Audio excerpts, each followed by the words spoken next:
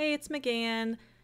This is now the creme de la creme of what I expect to be the most popular out of these videos because it's going to talk about Frozen, which is one of the most popular animations to have ever been released. So many people carry on that Frozen is so great because it tells viewers to value sisterhood over relationships, but I'm not really sure that it does that all the way through, or at least as much as people want to proclaim that it does. I mean, take Anna. Anna jumps right out of Hans' arms and into Kristoff's. Yes, she sets out alone into the mountains to try and fix her own problems. And I mean, sure, leave Hans behind so somebody is in charge of Arendelle, but no one in the whole kingdom knew the mountains and could go with the princess on this journey. Not even, say, all those men that were singing Frozen Heart at the beginning of the film. Who lets a princess who has not left the castle in probably a decade just wander off into the mountains by herself? So because she doesn't have any help, Anna becomes dependent on Kristoff right from the start as soon as they meet. Anna has no transportation once her horse takes off. She has no idea where she's going, and the girl can't even put on weather-appropriate attire before she leaves the castle in a snow blizzard.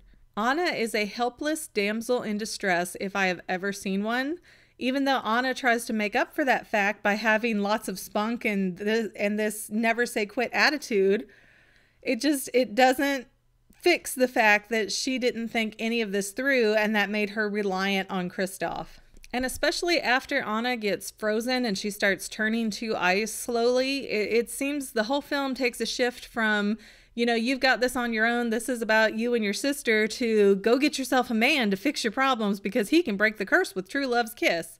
Because if you look, she believes she's in love with Hans, but when Hans doesn't kiss her and then says, you know, he never loved her, as soon as Anna figures out that Hans is not the one, she's like, Kristoff loves me? Oh, so I love him. And she's off in the blizzard trying to find him to get that kiss. She did not develop romantic feelings for Kristoff on her own. It seemed purely based on the fact that, one, it was convenient for breaking the curse that she was currently freezing under, and two, well, he likes me, so I should like him. It's only polite kind of a thing. And what really thaws Anna's frozen heart is loving her sister. It still doesn't take away that that's not what she thought was going to happen. That's not what she knew was going to happen. Her intentions were purely to go after the guy. And then the next thing you know, it's the final scene of the movie and she's with Kristoff anyways. Nah, Anna doesn't need to work on herself, build the relationship with her sister back up, or learn how to manage her duties as a princess. She needs a guy competing for her primary attention. And again, she's known this guy for a couple of days, and she's jumping into another relationship after the last one turned out to be a psychopath. So the moral of the story there seems like sisters before boys, unless you think he's a nice boy who really likes you for you, just like the last guy you thought liked you for you, in which case repeat your same foolish mistakes over again.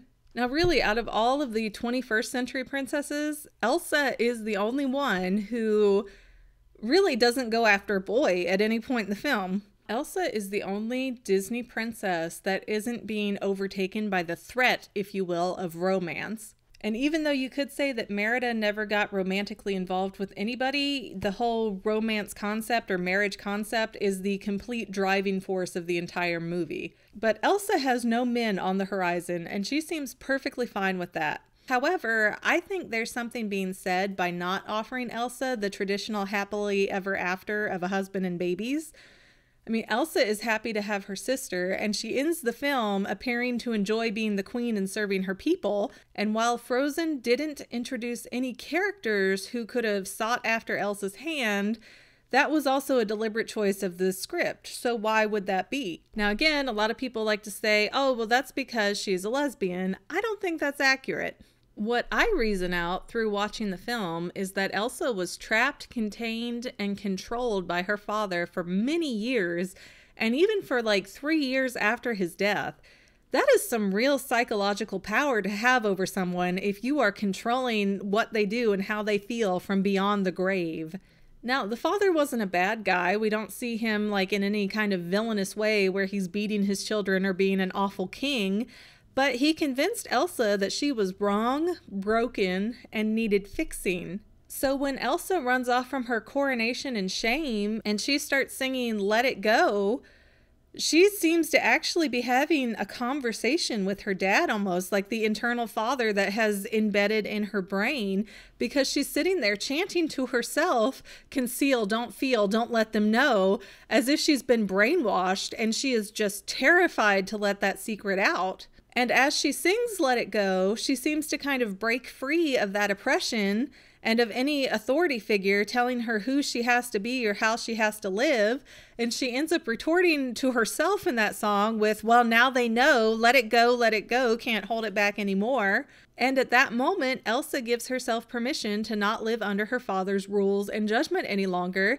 And if you listen, there's a really powerful change in the song. Like, she gets much more confident as the song progresses. And as she sings Let It Go, she also stops fearing all the judgment of her people and decides that she's better off without them because, look, I'm by myself really for the first time ever without servants or a kingdom to worry about.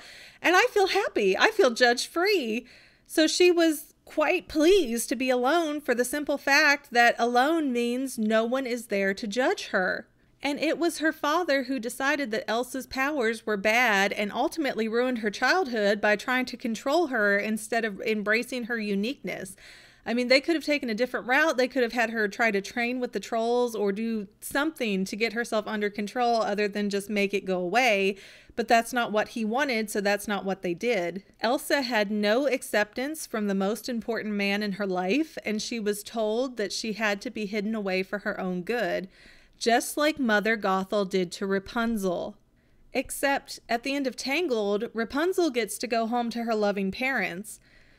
Who does Elsa have to help her overcome her life struggles? Considering that the king dies minutes into the movie, that's a lot of deep-rooted trust issues that can never be resolved for Elsa. She can't go talk it out with him. She can't go have therapy with the king if he would so agree to it. So if you grew up like that and then you realize that none of those concerns had to be true, would you want to run out and find a new man to be your overlord and tell you what to do, as would be, expected at that time? So I think Elsa really leans towards Anna, not for some lesbian fetish kind of thing that some people want to try to force it to be, but because she doesn't really trust men. And even though she didn't like Hans in the beginning of the film, look what happens after she kind of trusts him and tells him, take care of my sister, just leave me alone. He turns out to be evil. And then we have the Wesselton guy, who is Arendelle's closest trade partner, who also betrays Elsa and wants her dead. So where in this whole movie do we see any semblance of Elsa having a positive male relationship other than perhaps Olaf that she created herself? And really the moral of the story from Elsa's perspective is that, if you don't embrace your children for who they are, you're going to really screw them up in life.